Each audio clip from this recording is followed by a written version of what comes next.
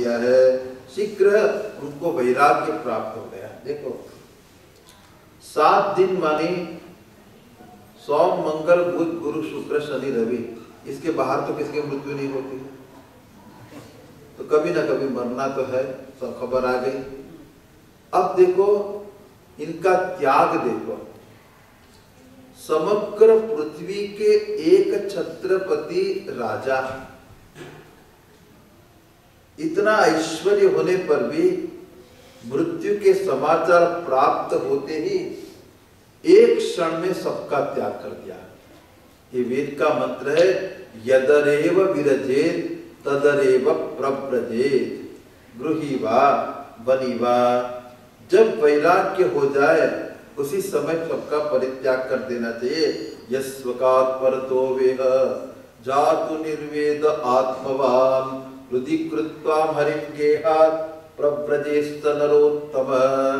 अपनी अक्कल से, दूसरे से कहने से जब भी हृदय में वैराग्य आ जाए उसी समय सबका परित्याग करके जो परिव्रजन करता है वही श्रेष्ठ पुरुष है। अब तो उन्होंने पूरा सब कुछ छोड़कर अनशन करके अपने बेटे को राजगद्दी दे दी और निकल गए। कहां? जहां महात्मा लोग रहते, गंगा किनारे आ गए। अब जब राजा ने सब छोड़ दिया तो जिन्होंने सब कुछ छोड़ा था ऐसे संत महात्मा विरक्त ब्रह्मचारी ऋषि मुनि सब हजारों की संख्या में राजा के पास आ गए कि राजा जब तक तेरा शरीर छूटेगा नहीं हम तेरे साथ है। राजा ने सबका सत्कार किया है, उनके चरणों पे सिर रखकर वंदना की है।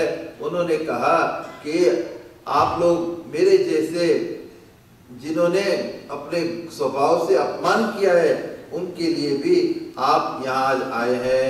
अब तो यहाँ की बात है, सबको पूछा कि महाराज जिस जीवन में कर्तव्य क्या है और खास करके जिसका मृत्यु नजदीक है उसके लिए कर्तव्य क्या है, ये आप हमको बताइए। तो यहाँ सर्वात्मना म्रियमाणैश्च कृत्यं शुद्धं च, सर्वात्मना म्रियमाणैः च इति कृत्यताया कृत्यं शुद्धं च। इन्होंने कहा आप बताइए कि सबके लिए सब अवस्था में और विशेष करके थोड़े ही समय में मरने वाले पुरुषों के लिए अंतःकरण और शरीर से करने योग्य विशुद्ध कर्म कौन सा है। मृत्यु तो आज है कि कल है, हम तैयार रहे। इसके लिए क्या करना चाहिए उन्होंने प्रश्न किया, किसी के पास जवाब नहीं था। अब तो देखो, अब ये भागवत का महिमा देखो। परीक्षित की रक्षा चक्र के द्वारा पेट में भगवान ने की है, इसलिए दुनिया का कोई अस्त्र शस्त्र परीक्षित को मार नहीं सकता है, मृत्यु उसको छू नहीं सकती है। नियम यह है शास्त्र में, जातस्य ही ध्रुवो मृत्यु हो, जो ध्रुवम जन्म मृतस्य च, जो पैदा होता है सो मरता है, मरा सो चरा, पैदा हुआ सो मरा।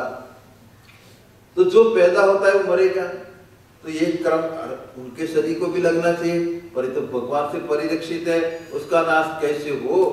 तो भगवान ने लीला करके ब्राह्मण बालक के मुख से वांगमय वज्र कर दिया, मानी ये है वाणी का श्राप लगा, उससे उनका शरीर दग्ध होगा और किसी से नहीं।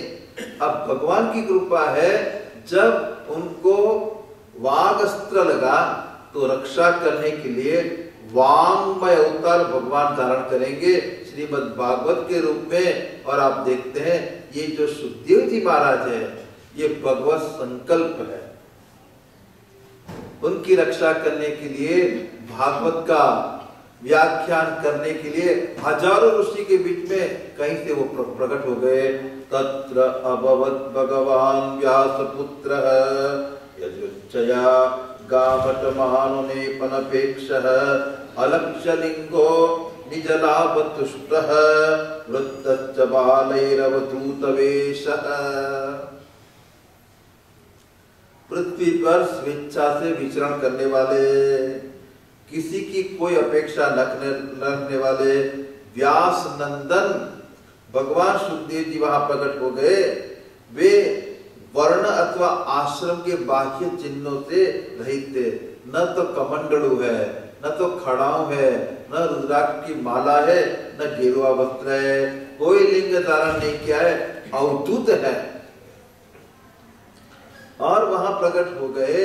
इस प्रकार से उनको देखकर और 16 वर्ष की अवस्था, चरण हाथ जंगा बुझाए, सबके सब सुंदर और श्याम वर्ण है और इनको देख के सबके सब ऋषि मुनि खड़े हो गए।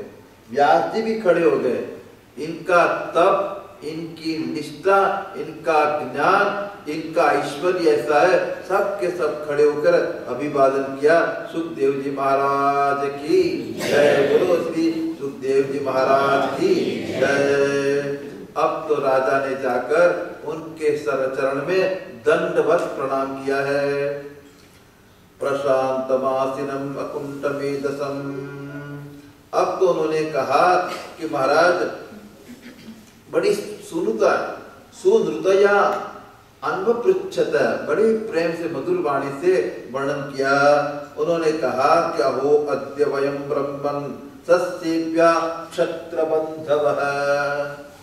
महाराज आज मैं बड़ा भागी हूँ, क्योंकि अपराधी क्षत्रिय क्षत्र बंधव होने पर भी संत समागम का अधिकारी में माना गया है। वो आप कृपा करके अतिथि रूप से पधारने की कृपा करके हमें तीर्थ के तुल्य पवित्र बना दिया है। ये भागों में बारंबार आता है कि तीर्थी कुर्वन्ति तीर्थानि। ये महात्मा लोग जहाँ जाते हैं वही तीर्थ हो जाता है। इस तीर्थ को तीर्थ बनाने वाले महात्मा है। आप तो जंगम तीर्थ हमारे यहाँ बता रहे हैं। भगवान की कृष्ण की कृपा न होती तो वनवासी आप शरीर के एकांतवासी के हमें कभी दर्शन नहीं हो सकते हैं।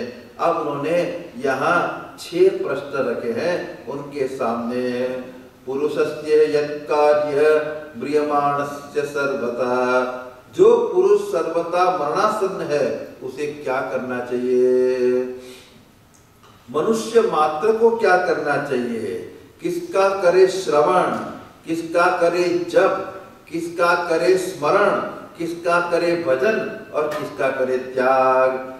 यश्रोतव्यम अथो जप्यम यत्कर्तव्यम नृभि प्रभो स्मर्तव्यम भजनीयम वा ब्रूहि यद्वा विपर्ययम्।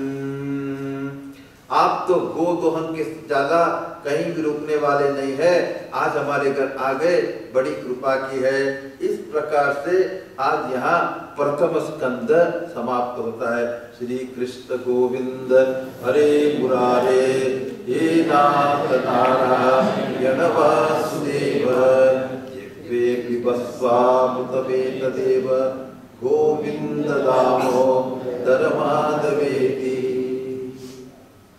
अब ऐसा बढ़िया प्रश्न सुनकर परीक्षित के कल्याण के लिए पधारे हुए सुखदेव जी महाराज भगवान का ध्यान करके, देखो द्वितीय स्कंद में ये 10 अध्याय है, वो छोटा है। साधन प्रदान ये अध्याय है। श्रवण से परमात्मा की प्राप्ति होती है।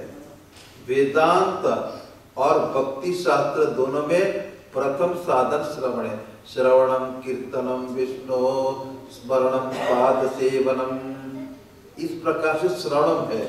और वेदांत में भी आत्मावारे द्रष्टव्य श्रोतव्य मंतव्य निधिध्यासितव्य, इस प्रकार से वहां भी पहले श्रवण है। तो इसमें श्रवण के परमात्मा की प्राप्ति होती है। इसमें श्रवण में 3 चीज चाहिए। तत्व स्वरूप का ध्यान, ये मन को एकाग्र करता है। आप ध्यान करिए, आपका मन एकाग्रता मानी अनेकाग्रता का परित्याग। और दूसरा है हृदय का प्रसाद। 2 अध्याय में हृदय प्रसाद का वर्णन है। हृदय की निर्मलता, ये हमारे जो राग द्वेष है उनको कुंठित करना, और तीसरा है मनन। 3 अध्याय में फिर वहां मनन किया, मनन का वर्णन किया है। इसमें यह है उत्पत्ति के द्वारा, विचार द्वारा और उपपत्ति के द्वारा। एक तो सृष्टि की उत्पत्ति कैसे है उसके द्वारा, और उपपत्ति मानी लॉजिक के द्वारा भी हम इनका मनन करें। इस प्रकार से 2 अध्याय में ध्यान, 2 अध्याय में श्रद्धा और प्रसाद, और 2 अध्याय में मनन, और 2 अध्याय 5, 6, 7, 3 में उत्पत्ति द्वारा मनन और 3 में उपपत्ति द्वारा वर्णन। ये तो जो पढ़ने वाले हैं उनके लिए ये सब तो होता है। अब आप आगे बढ़िए। यहाँ तो सुखदेव जी महाराज ने कहा ओम नमो भगवते वासुदेवाय। महाराज जो अभय पद को प्राप्त करना चाहता है उसको सर्वात्मा सर्वशक्तिमान भगवान श्री कृष्ण की लीलाओं का श्रवण, कीर्तन और स्मरण करना चाहिए। श्रोतव्य, कीर्तितव्यश्च, स्मर्तव्यश्च, इच्छता वयम। देखो मैं जानबूझ के अनंत जी को बताया था कि भाई खास करके कीर्तन वाले, भजन वाले की व्यवस्था करना है। देखो 4:30 बजे लोग बैठे यहाँ 4-4 घंटे से बढ़िया कीर्तन कर रहे हैं। जब अवकाश मिलता है प्रेम से आप लोग भी कीर्तन करो, इतना लाभ लेना। भागवत में यह है आदो मध्य अंतिच, भगवान का खूब कीर्तन करना चाहिए। ये नाम महिमा का मैं वर्णन आगे जाके आपको खूब करने वाला हूँ अजामिल उपाख्यान में। देखो कल हमारे पास समय है तो परसों से कम हमारा कट जाएगा। अभी जो भी चल रहा है आपको आनंद जी सुनाएंगे कैसे कैसे है, और वो आपको फिर से ईमेल भी भेजेंगे ना, थोड़ा कुछ कार्यक्रम में जो भी है वो जानने के लिए। मेरी एक इच्छा है जो लोग यजमान जो लोग है उनको कम से कम सब दिन आना चाहिए। एक आपने संकल्प करके पोथी रखी है, श्रद्धा प्रकट की है, ओम नमो भगवते वासुदेवाय का जप करिए और यहाँ हर रोज आइए, और जितना भी समय मिले, आधा घंटा मिले तो आधा घंटा भी आइए, प्रसाद के समय भी आइए। तो गुजरात में प्रसाद भगत कहते हैं, वो भी आइए, हमको आपत्ति नहीं है। बड़ी उदारता से देखो आनंद जी ने क्या चमत्कार किया है। इतना आयोजन, सबको प्रसाद, सबको सब व्यवस्था की है। आपको तो आके क्या करना है, ये 2 दोने ना जलेबी उससे सुनना है और कुछ करना नहीं है। ये आइए और इसका लाभ लीजिए। परिनिष्ठितोऽपि नैपुण्य उत्तम श्लोक लीलया गृहीत चेता राजर्षे आख्यानम यदतीतवान। मैं तो निर्गुण में, निराकार में निष्ठ हूँ, फिर भी भगवान की वो लीला है, वो गुदगुदी हृदय में प्रकट कर दी। मैंने पूरा श्रीमद् भागवत का अध्ययन किया और मैं उसका वर्णन करता हूँ। अंतकाले तु पुरुषागत्ये गतसात्वतः। ये मनुष्य का समय आने पर मनुष्य घबराए नहीं, वैराग्य के शस्त्र से शरीर और उसके संबंध रखने वाले के प्रति ममता को काट दे। हमारे महात्मा लोग कहते हैं जब संसारी मरने लगता है तो शहर की ओर भागता है, और बाबा जी मरने लगता है तो कहाँ जाता है, तीर्थ की ओर जाता है। ये भी जानना चाहिए कि जब शरीर का अंत आने वाला है सबसे ममता छोड़ दो। हमको किसी से मिलना नहीं है, जिंदगी भर मिले तो क्या किया, क्या बात किया आपने, अंतिम समय मिलने की क्या जरूरत है, भगवान का नाम लो। मैंने देखा स्टेशन में लोग छोड़ने आते ना तो 1 घंटे खड़े रहेंगे तो कुछ नहीं बोलेंगे, जब सिग्नल मिल जाता है तो एकदम बोले ये करना ये करना। अभी तक चुप रहे थे, अभी बोलना शुरू कर दिया, ये क्या बात है। तो भाई अभी हमारा सबसे मन को हरि मैं सबन से तोर्यो, मैं मेरो मन हरि से जोर्यो। ज्यों ही रखियत हो त्यों ही रहियत हो, हे हरि। इस प्रकार से भगवान का भजन करिए।